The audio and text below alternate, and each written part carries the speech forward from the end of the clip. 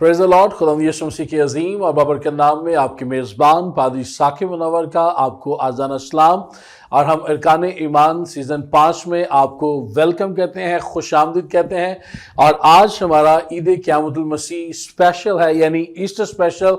और इससे पहले कि इसके ऊपर बात की जाए, मैं आप तमाम नाज़रीन और सामाइन को जो JCTV देख रहे हैं, मैं अपनी तरफ से, JCTV की तरफ से और अपनी फैमिली की तरफ से आपको ईस्टर की बहुत बहुत मुबारकबाद देना चाहता हूँ। खुदावंद आपको बहुत ज़्यादा बरकत दे और ईद क़यामतुल मसीह आपको बहुत मुबारक हो और आपका पूरा ख़ानदान इस खुशी में महजूज हो और खुदा के और ज़्यादा करीब आ सके। खुदावंद आपके साथ हो। नाज़रीन, आज जो हमारा मज़मून होगा वो है ईद क़यामतुल मसीह, और हम इसे ही जानने की कोशिश करेंगे कि आज जो हम ईद मना रहे हैं, इस ईद का मायना और मफ़हूम क्या है और इसका पस मंज़र क्या है और इसकी जो इलाहियाती जो भेद और मुकाशफात हैं वो क्या हैं, ताकि जब मैं और आप इसे सेलिब्रेट कर रहे हैं तो हमें इसको मनाने का जो पीछे मकसद है उसका भी इल्म हो और हम इसे और ज़्यादा बेहतर तौर पर मनाते हुए दूसरों को इस खुशी में शामिल कर सकें। आज हमारे साथ खुदा के जो खादिम हैं, बड़े ही अजीम खादिम हैं, और मैं खुदा उनकी शुक्रगुजारी करता हूँ कि पिछले 4 दहाइयों से वो खुदा के कलाम की खिदमत को सर अंजाम दे रहे हैं, बतौर पासबान, बतौर बाइबल टीचर और एक एजुकेटर के तौर पर भी खुदा उन्हें इस्तेमाल कर रहा है। और ये रईसुल असातिज़ा हैं, हम खुदा उनकी शुक्रगुजारी करते हैं। मैं जिस शख्सियत की बात कर रहा हूँ कोई और नहीं, खुदा के खादिम रेवरेंड शहजाद परवेज़ साहब हैं। सर, आपको खुश आमदीद कहते हैं। Thank you very much, God bless you sir, invitation के लिए और इतने बड़े बड़े अलकाबात के लिए। खुदावंद आपको बरकत दे। और ये बहुत बड़े लक़ब हैं जो आपने यूज़ कर दिए।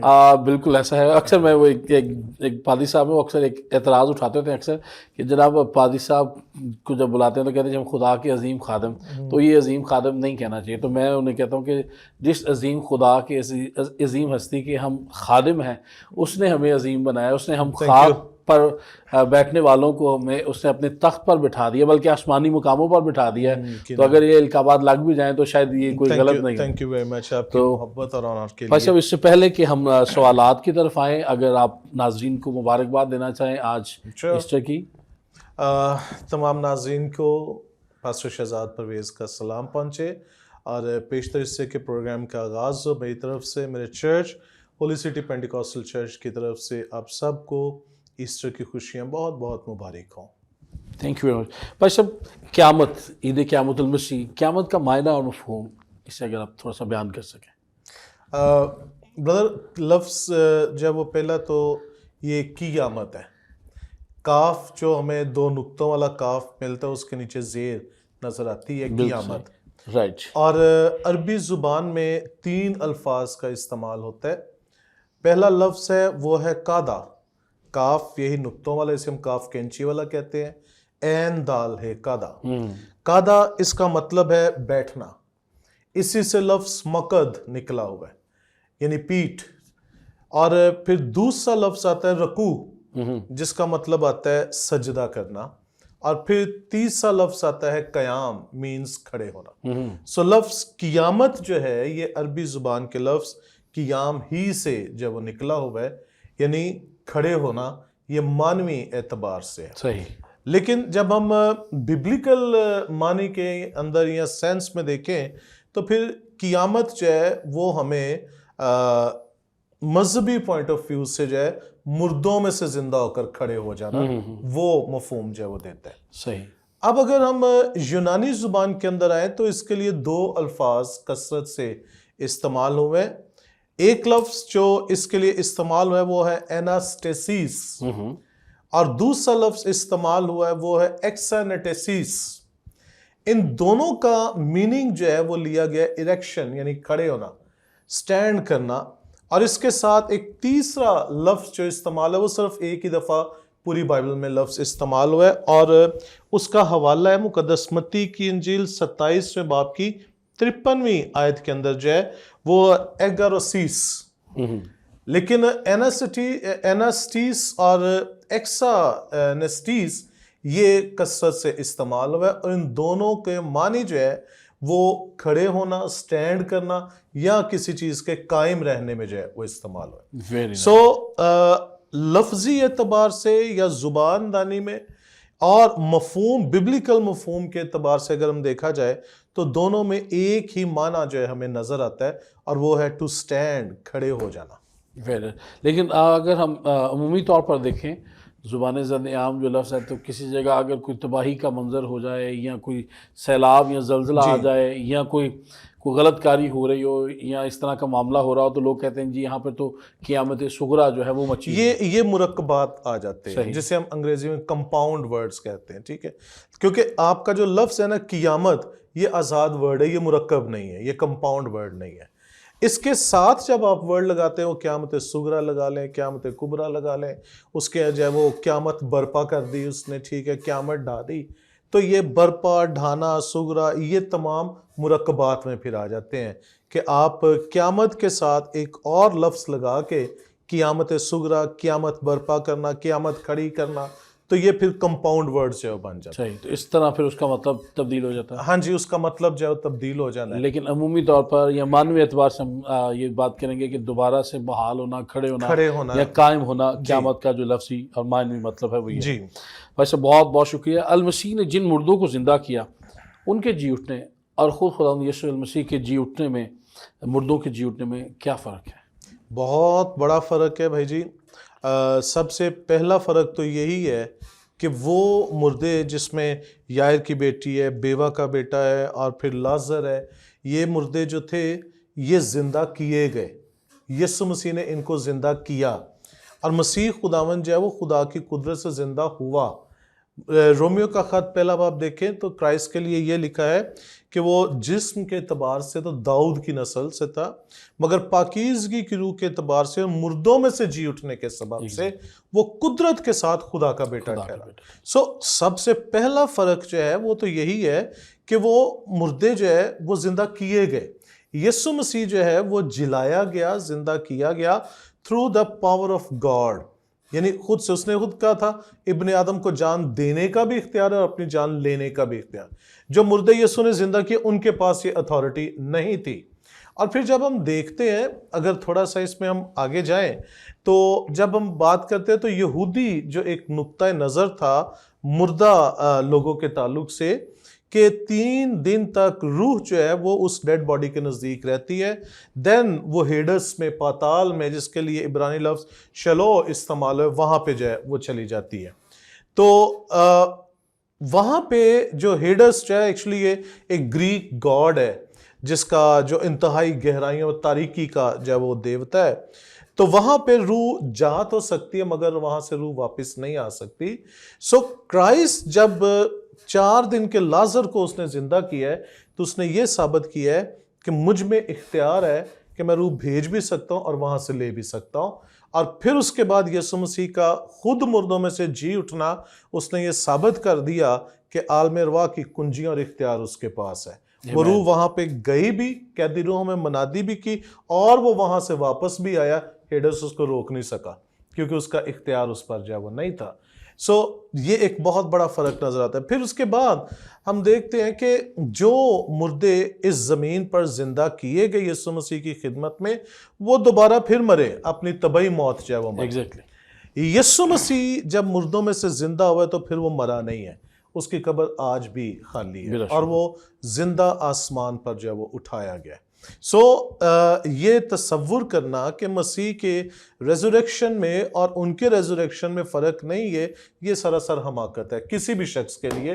وہ کوئی بھی اگر یہ سوچنا شروع کرے، ایک بہت بڑا فرق ہے اور وہ فرق یہی ہے کہ یسوع مسیح مردوں میں سے زندہ ہو کر دوبارہ نہیں مرا، جبکہ وہ زندہ ہوئے، ایک وقت گزارا اور دوبارہ پھر موت کا مزہ جو ہے انہوں نے چکھا ہے. Wonderful, thank you very much. بس اس کے علاوہ میں ایک اور بھی مطلب 3 یہ تو آپ نے بتایا نا کہ یار کی بیٹی، 9 شہر کی بیوہ کا بیٹا اور پھر لازر. لیکن جب یسوع مسیح نے چلا کر جان دی تو بہت ساری قبریں جو مکسر تھیں وہ بھی کھل گئی تھیں بالکل، اور وہ بھی ایسا سلسلہ تھا. بالکل. بھائی صاحب بہت بہت شکریہ. پہلا کرنتھیوں 15 باب کی 3 اور 4 آیات کے مطابق قیامت المسیح کا مصلوبیت کے ساتھ کیا تعلق ہے، پھر قیامت المسیح کی حقیقت اور اگر اس کے ثمرات اور فائد ہم بنی نوع انسان کے لیے جان سکیں اسی تناظر میں. جی بردر، اس میں جب وہ دیکھیں 2 چیزیں ہوتی ہیں. ایکچولی یہ جو آپ کا کویسچن ہے یہ ایک طرح کی کہہ لیں کہ یہ ان 3 اور 4 آیت کا نہ صرف کنیکشن ہے بلکہ اس کی ایک تھوڑی سی تفسیر اور تشریح جو وہ بھی آ جائے گی جو ہرمنیٹکس کے زمرے میں فال جو وہ کرتی ہے. اور ہرمنیٹکس کا علم التشریح کا جب وہ ایک بہت بڑا اصول یہ ہے کہ اس سے پہلے کہ آپ اس ورس پہ آئیں آپ کو کانٹیکسٹ جاننا ضروری ہے. وہ آپ کا امیجیٹ کانٹیکسٹ بھی اور آپ کا ریموٹ کانٹیکسٹ جو ہے وہ بھی ہونا چاہیے. اب یہاں پہ جب ہم کرنتھس کے شہر کی بات کریں تو یہ رومنس کے انڈر یہ شہر جو ہے وہ اس وقت موجود تھا. اور پولس رسول نے جب یہ خط لکھا ہے تو افسس سے یہ خط لکھا گیا تھا. اور یسوع مسیح کی جو تاریخ ہے وہ یہ بتاتی ہے کہ یسوع مسیح کے آسمان پر اٹھائے جانے کے تقریباً 1 سال بعد پولس رسول کی چنا گیا اور اس کی خدمت کا آغاز جو ہے وہ ہوا. اب کرنتھس کی کلیسیا پر جب ہم نگاہ کریں، شہر پر نہیں چرچ پر جب ہم نگاہ کریں تو آغاز ہی میں پہلے باب کے اندر ہی اس کلیسیا کی پرابلمز جو ہے وہ آپ کو نظر آنا شروع ہوں گی. سب سے بڑی پرابلم کہ یہ کلیسیا 4 گروہوں میں بٹی ہوئی تھی.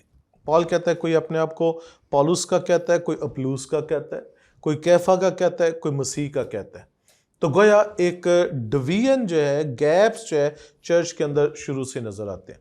پھر آپ پولس رسول کے خطوط کو اٹھا کر دیکھیے، رومنز سے لے کے آگے انڈیویجول اور چرچ ایپیسل دونوں طرح کے خطوط اٹھا کے دیکھیں، قید خانہ کے خطوط جو وہ بھی اٹھا کے دیکھیں، تو تمام خطوط کلیسیوں کو یا انڈیویجولی جتنے خط لکھے گئے ان تمام کلیسیوں کی جو کمزور پہلو تھے وہ سارے ایک طرف، اور کرنتھس کی کلیسیا کے کمزور پہلو سارے ایک طرف. پھر بھی کرنتھس کی کلیسیا کے کمزور پہلو ان سب سے زیادہ آپ کو ملیں گے. کیوں؟ چرچ کے اندر ڈویژن ہے، چرچ کے اندر جو ہے وہ تفرقہ بازی ہے، چرچ کے اندر جو ہے وہ زناکاری بھی ہے. وہ کہتا ہے کوئی اپنی باپ کی بیوی کو رکھتا ہے اور کوئی اس کو معیوب نہیں سمجھتا. فائنینشیل کرپشن بھی چرچ کے اندر جو ہے وہ چل رہی ہے. ایون چرچ کے اندر خادموں کی انسلٹ جو ہے وہ بھی چل رہی ہے. کلیسیا کے اندر کئی ایسے حالات اور گروپس تھے جو پال کو رسول بھی ماننے کو تیار نہیں تھے. پھر چرچ کے اندر جو ہے وہ علمی کمی بھی ہے، تھیولوجیکل کمی بھی ہے. پولس کو محبت پہ ٹیچ کرنا پڑا ہے، پولس کو جو ہے وہ قیامت پہ ٹیچ کرنا پڑا ہے، پولس کو جو ہے روح القدس پہ ٹیچ کرنا پڑا ہے. ایون پولس کو جو ہے انتظامی باتوں پہ ٹیچ کرنا پڑا ہے. پولس کو جو ہے یہاں تک بھی بیان کرنا پڑا ہے کہ خواتین کلیسیا میں کیسے ہوں، مرد کیسے ہوں، بالوں تک اسے ایک ایک چیز جو ہے وہ بیان کرنی، جیسے کسی چھوٹے بچے کو جو سمجھایا جاتا ہے. تو ان حالات کے اندر جو ہے، اور اس کا سبب کیا تھا؟ اس کا سبب یہ تھا کہ کرنتھس کی کلیسیا جہاں پر تھی، یہ کرنتھس شہر جو ہے it was a very wealthy city, تجارت کا مرکز تھا اور مختلف اقوام سے لوگ یہاں پہ آتے تھے تجارت کی غرض سے. سو ایک سے زیادہ مذاہب کے لوگ یہاں پہ پائے جاتے ہیں، جن میں بڑے بڑے مذاہب جو ہیں اس میں رومنز ہیں، یونانی تھے، یہودی اس میں جو ہے وہ پائے جاتے. تو 4 مکتبہ فکر کے لوگ یہاں پہ پائے جاتے ہیں قیامت کے تعلق سے. اور بھی تھیولوجیکل اور بھی بہت سی چیزیں ہوں گی، لیکن چونکہ ہمارا ٹاپک اس وقت یہ ہے اس لیے میں صرف اسی کو جو ہے وہ چھیڑوں گا. بہت شکریہ. تو قیامت کے تعلق سے 4 مکتبہ فکر تھے. یونانی لوگ جو تھے 2 مکتبہ فکر ان کے تھے، ایک یہ رومینز کا تھا اور ایک یہودیوں کا. یہودیوں کے اندر تو صدوقی ایک ایسا آپ کو پتہ ہے وہ تھا گروہ جو یہ کہتے تھے کہ قیامت ہے ہی نہیں ہے، نہ فرشتے ہیں نہ ارواح ہیں، کچھ بھی نہیں، بس بندہ مرا اور ختم. یہ ایک سوچ جو ہے وہ پائی جاتی تھی. اور بہت سے کرسچن ایسے تھے جو صدوقی یہودیوں سے کنورٹ ہو کے آئے تھے، کیونکہ ابتدائی کلیسیا 2 گروہوں پر مشتمل تھی، غیر اقوام سے آنے والے اور یہودیوں سے، قوم والوں سے آنے والے. سو ایک سوچ تو ان کے اندر یہ پائی جاتی. دوسرا نظریہ جو پایا جاتا تھا ڈیولزم کا نظریہ تھا، جو یونانیوں کے اندر تھا کہ جب یہ جسم مرتا ہے تو یہ ختم ہو گیا، فنا ہو گیا، اس کے بعد بس روح ہے، کوئی قیامت نہیں ہے، کوئی جو وہ زندگی نہیں ہے، کوئی دوبارہ سے جی اٹھنے کا تصور نہیں ہے. تیسرا جو ہے نظریہ جو پایا جاتا ہے وہ گناستیت کی بدعت بھی یہاں پر گناسزم جو ہے وہ موجود تھی، جو یہ کہتی تھی کہ اگر آپ نے اپنی روح کی بچت کرنی ہے تو اپنے جسم کو دکھ جو ہے وہ دیتے چلے جاؤ، جس قدر دکھ دو گے اسی قدر روح جو ہے وہ پیوریفائی ہوتی چلی جائے گی. اور ایک چوتھا نظریہ جو وہ بھی یونانیوں ہی کا جو ہے وہ پایا جاتا تھا، اور اس کو جو ہے وہ چوتھے نظریے کو کہا گیا ایپیکیورین فلسفی. ایپیکیورین فلسفی ایسی تھی کہ ہر چیز جو ہے وہ جیسے ہم کہتے ہیں ایٹمز کے ساتھ مل کے بنی ہے، اور حادثاتی طور پہ بنی اور حادثاتی طور پہ ختم بھی ہو گئی. سو پالوس رسول کو کلیسیا کو مسیحی عقیدہ قیامت کے بارے میں سکھانے کے لیے ان چاروں نظریات کے خلاف جو وہ بولنا پڑے. اور وہ یہ خوبصورتی ہے اس 15ویں باب کی، اگر آپ اس کو سٹڈی کریں تو 15ویں باب کی خوبصورتی ہے، نہ صرف ان چاروں نظریات کے خلاف بولے بلکہ اس نے مسیحی ایمان کو بھی جو وہ ڈیفائن کیا ہے کہ یہ چار غلط ہے، اور کرسچن کریڈ جو وہ کیا ہے، مسیحی عقیدہ کیا ہے، اور جو کچھ مسیحیت بیان کر رہی ہے وہ کس طرح ان سب سے مختلف اور درست ہے. اب ہم اس پیسیج کے اندر آئیں گے تھوڑا سا بیک گراؤنڈ سمجھ کے، تو لیکن چونکہ اب ہمیں اس کو بیان کرنا ہے لہٰذا میرے نزدیک یہ ضروری باتیں تھیں. ٹائم کا مسئلہ نہیں، مسئلہ یہ ہے کہ یہ بات کھل کے سامنے آنی چاہیے. ہاں جی، تو اس لیے نو پرابلم. اب یہاں پہ تیسری آیت کے اندر خدا کا بندہ یوں کہتا ہے، چنانچہ میں نے سب سے پہلے تم کو وہی بات پہنچا دی جو مجھے پہنچی تھی. اب یہ بات جب وہ یہاں پہ کہہ رہا ہے میں نے تم کو پہنچا دی جو پہنچی تھی، تو دس از اے ریولیشن. کیونکہ بائبل مقدس کے اندر جب ہم دیکھتے ہیں تو پالوس رسول کا چناؤ جو ہے کسی رسول کی وجہ سے نہیں ہوا، اس کا چناؤ ڈائریکٹ یسوع مسیح کے ساتھ جب وہ انکاؤنٹر ہوا ہے تو ہوا ہے. اگر ہم گلتیوں اس کے پہلے باب کی 11ویں آیت جب وہ دیکھنا شروع کریں تو وہاں پہ خدا کا بندہ کیا کہتا ہے؟ گلتیوں پہلا باب 11ویں آیت لکھا ہے، اے بھائیو میں تمہیں جتائے دیتا ہوں کہ جو خوشخبری میں نے سنائی وہ انسان کی سی نہیں، کیونکہ وہ مجھے انسان کی طرف سے نہیں پہنچی اور نہ مجھے سکھائی گئی، بلکہ یسوع مسیح کی طرف سے مجھے اس کا مکاشفہ ہوا. سو جو کچھ یہاں پہ وہ کہہ رہے ہیں نا، یہ رپیٹ کر رہے، یہی الفاظ اس نے پہلے 11ویں باب میں بھی کہے جب اس نے پاک شراکت کے تعلق سے بات کی کہ یہ بات مجھے خداوند سے پہنچی اور میں نے تم کو پہنچا دی. وہی بات یہاں پہ بھی کہہ رہا ہے کہ سب سے پہلے میں نے تم کو وہی بات پہنچا دی جو مجھے پہنچی تھی. تو جب بار بار وہ ایک بات کر رہا ہے اسی طرح، تو اس کا لائک وہ اس کو محاورتاً یوز کر رہا ہے کہ میرے ساتھ ایسا ہوا، مجھے کسی انسان نے نہیں، خدا نے مجھے یہ بات جو ہے وہ پہنچائی. اور بات کیا پہنچی جی؟ کہ مسیح کتاب مقدس کے مطابق ہمارے گناہوں کے لیے موا اور دفن ہوا اور تیسرے دن کتاب مقدس کے مطابق جی اٹھا. اب ذرا ٹائم پیریڈ تھوڑا سا ہم دیکھ لیں کہ یہ 55-56 کے اندر جو ہے یہ بات ہو رہی ہے جب یہ خط لکھا جا رہا ہے. اب یہ وہ ٹائم ہے جب تک اناجیل نہیں لکھی گئی تھی، یہ وہ ٹائم ہے جب تک سارے خطوط بھی نہیں لکھے گئے، یہ وہ ٹائم ہے جب نیو ٹیسٹمنٹ قائم نہیں کیا گیا تھا، یہ وہ ٹائم ہے جب تک بائبل مقدس کمپائل نہیں کی گئی. پھر وہ کس کتاب مقدس کی بات جو کر رہے کہ اس کا نیا نامہ کمپائل کیا، ہاں جی وہ نہیں تھا وہ 55-56. تو پھر وہ کس کی بات کر رہے ہیں؟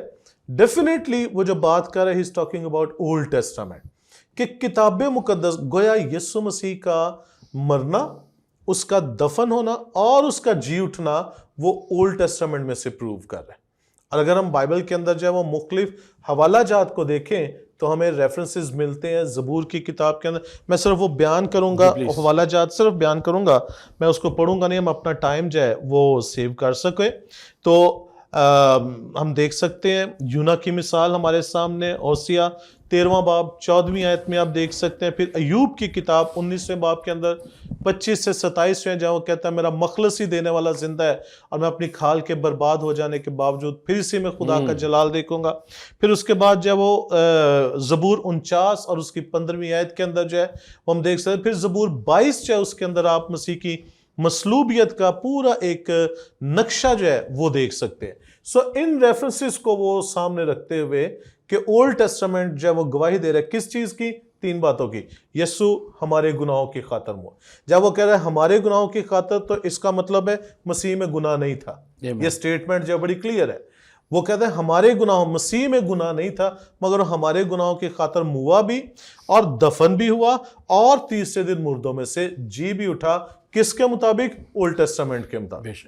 اب یہودی جو چاہے صدوقیوں کی طرف سے آئے ہوں، فریسیوں کی طرف سے، فقیوں کی طرف سے آئے ہوں، وہ اولڈ ٹیسٹمنٹ کو تو مانتے ہیں تسلیم، لہٰذا ان کے لیے اس نے بھاگنے کی کوئی راستہ نہیں چھوڑا کہ جس اولڈ ٹیسٹمنٹ کو تم مانتے ہو وہی کرائسٹ کے جو ہے وہ مرنے، دفن ہونے اور جی اٹھنے کی گواہی جو ہے وہ دے رہا ہے. لہٰذا یہ دونوں ورسز بالکل کنیکٹڈ ہے.